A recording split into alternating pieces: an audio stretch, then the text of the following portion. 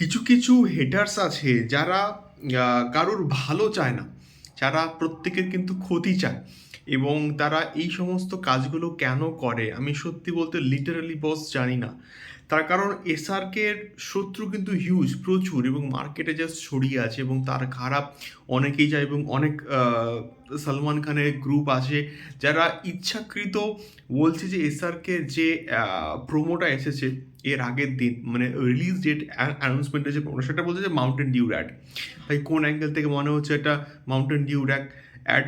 আমার প্রসঙ্গটা কিন্তু বস এটা নয়, আমার প্রসঙ্গটা হচ্ছে কি না, এসআরকের এই পার্টিকুলার ছবিটা কিং, এই ছবিটার এখনো অবধি কি সেই রকম কিছু কন্টেন্ট এসেছে যেটা এর আগে অ্যানাউন্সমেন্ট টিজার এসেছিল, সেটাও কিন্তু তার মধ্যে তেমন কিছু গল্প বা স্টোরি কিন্তু রিভিল করা হয়নি।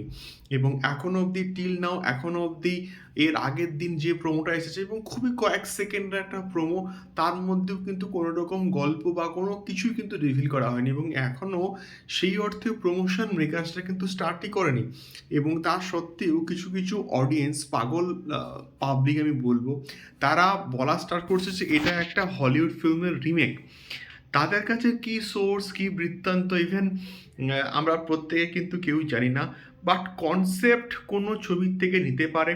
এবং আমাদের মহেশবাবু যে আপকামিং প্রজেক্টটা আছে এস রাজামৌলি, তারও যে ভিলেন যে করছে তার তার লুকের সঙ্গে হাজারটা কিন্তু কোথাও গিয়ে মিল আছে এবং আমাদের ক্রিস ফোরে কালের সঙ্গে কিন্তু কোথাও গিয়ে মিল আছে।